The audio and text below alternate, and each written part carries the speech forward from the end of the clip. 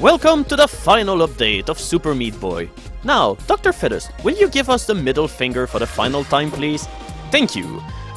So here we go. The final 20 levels of the game are here. We're gonna plow through them and... Holy shit, they all have power times of 60 seconds? How long are the levels going to be if they're all that way?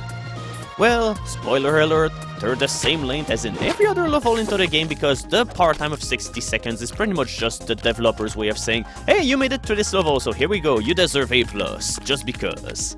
There are no parts into the game where you will come even close to hitting 60 seconds here. And I really love the first level of the episode, if only because, well, this part here into the Light World version was just solid wall, but here it's part of the level itself. Unfortunately, Dark World Cut and Alley is not fun in games as you will see here, because this level is unfortunately very tedious. I mean, the Light World version of this level was pretty fun because you ran along a huge series of saw blades, and the challenge lied into getting onto the downward path without dying, but here you just have to jump around a whole lot and you have to walk, because if you run while trying to jump over a saw blade, you'll simply hit the other one. It's impossible to go any faster than that. And whenever you're afraid of losing your timing, don't hesitate to pause for like 1 second, if only in order to get your rhythm back, because yeah, this is the equivalent of a rhythm game, just tap the X button into one quick succession. It's time for you to undergo your frog training, bandage girl. Ribbit. And here, this is a level that you'll see where the Dark World version of the level will actually be completely different from the Light World counterpart. I mean, the concept of the level is exactly the same, but instead of the level being horizontal, you have to go through it vertically this time around. And of course, they diminish the number of saw blades in order to make the concept work into this new form. Nobody escaped Cut and Alley that easily, bandage girl. And here we have one of these levels which is a whole lot easier into the Dark World counterpart than into the Light World. I mean, the Light World version involves you jumping over saw blades while hopping on really tiny platforms, but here it's so easy this time around. Now, this is a level that can be a huge bitch to speedrun, but whenever you pull it off right, it really looks pretty neat, and here you'll see that there is still some pretty good care shown into the level design here. If you're fast enough and your timing is good enough, all of the little ulcers will be floating around in such ways that you'll be able to jump between them or underneath them without any kind of danger. But obviously enough, it's still pretty tricky in order to make it through. Yeah, if you got through here 1 split second too late, you will have died, or maybe you could have also died into the same exact way than earlier. It's quite an asshole to pull off because every single one of your jumps have to be perfect in order for it to work. And yeah, another thing that you'll notice about the hospital team levels of Cut and Alley is that while you were having most of the obstacles that they were into the hospital, I mean, you've got fans, the ulcers, and all sort of things, but there are no lasers in Cut and Alley. I wonder if it's because they thought that this obstacle was too annoying, or if they didn't manage to find a proper way in order to use them. I really don't know, considering that it's supposed to be a grab bag of all of the obstacles that you see into the game, but these levels don't have lasers, and they will not have any portals neither. This level may not be as fast-paced as its Light World counterpart, but it's a lot more nerve-wracking, if only because it requires much more precision. This level is pretty hard, mainly because it's hard to even figure out what you're supposed to do, because unless you do this one particular jump, there is no way you'll be able to get back up here. It took me quite some time in order to figure out that you have to do this jump. Yeah, this one jump is the hardest part of the level, but once you figure it out, the rest of it is not too hard, but with that said, you're not afforded to lose any kind of time because you're in a pretty strict time limit here. And here we go, floating poles in the middle of nowhere. But truth be told, whenever you're developing levels into dev mode, you don't get to see the level being into such a huge close-up whenever you finish it, so it's not really a huge deal, but still, we have to point it out anyway. Oh, this level is incredibly fun, as you probably guessed. This level, however, is trial and error heaven. I mean, there's no way that you'll figure out that whenever you're standing over those fans, you will be launched up with such velocity. And you have to be incredibly precise into your movements too. Ah, here we go. Now this level cannot be cheesed in a horribly hilarious fashion like the Light World version of this level would.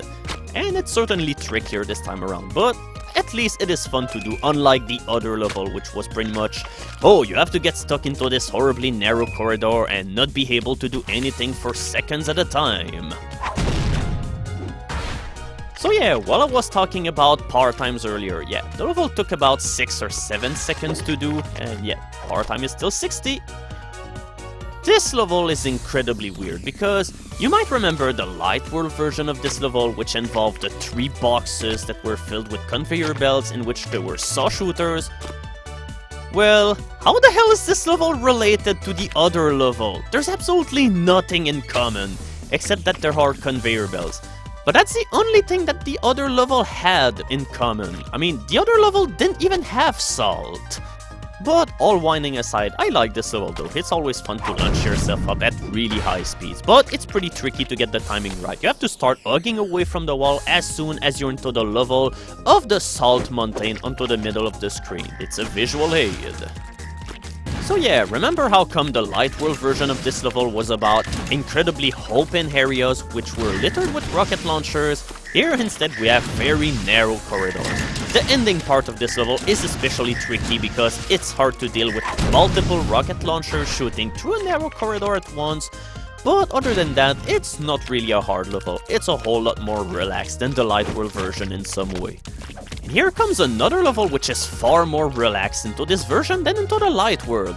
I mean, there are obstructions into your way which force you to go a whole lot faster to this level, but there's no rocket launcher which shoots at 33,000 miles per hour in order to hinder your progress. So in conclusion, this level is a whole lot easier.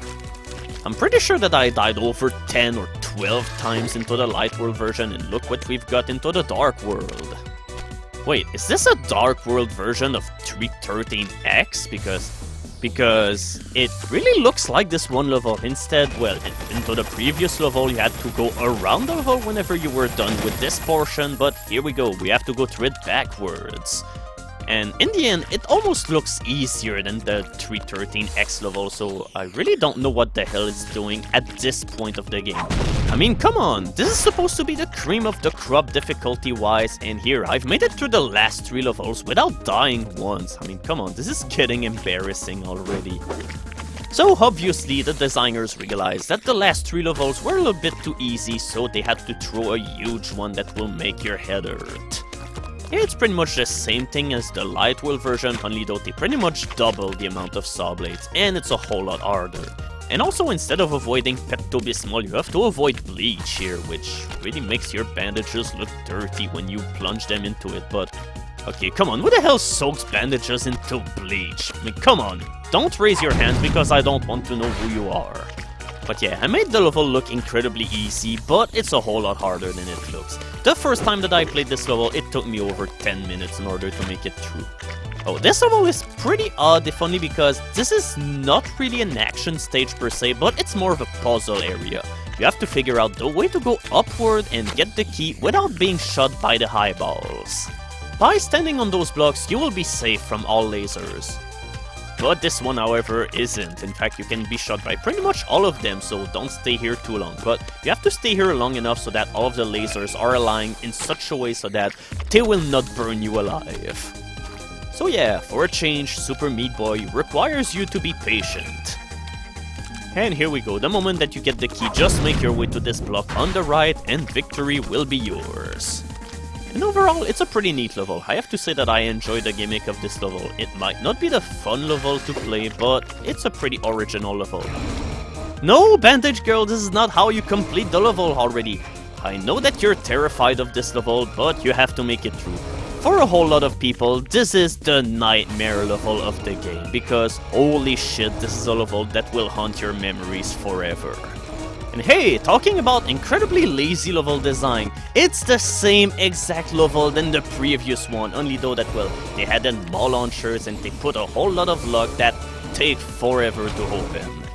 This level, however, is really not fun in the slightest. Maw launchers are not fun obstacles to avoid, and you're forced to avoid them for a pretty long length, if only because, like I've said, this gate will take forever before it finally gets unlocked, but hey, be thankful that this isn't a user level, if only because I'm pretty sure that the one gate probably will have taken a full minute to open instead of taking something like about 25 seconds to open or so, but here we go, we're done with this. Thankfully it didn't take a whole lot of time.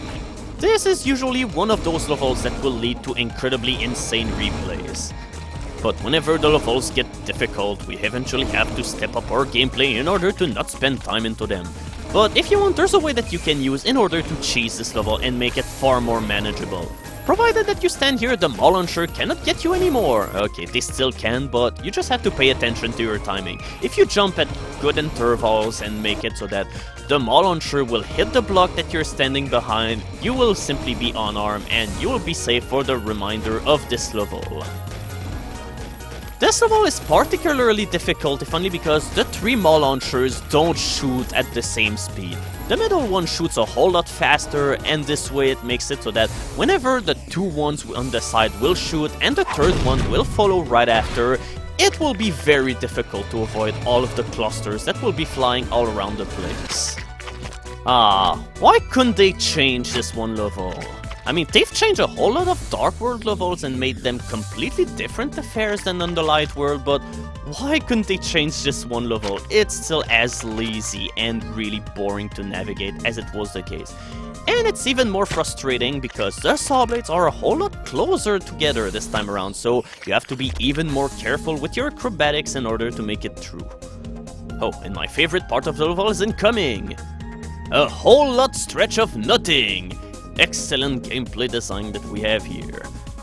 Yeah, I'm really sorry that I'm ragging on these levels, but unfortunately this one level is not very good. I mean, this level should be a whole lot harder if only because the saw blades are really close to each other, but what's with the huge stretch of nothing in the middle of the level? There's... whatever. At least the next level that follows is a whole lot more nicer.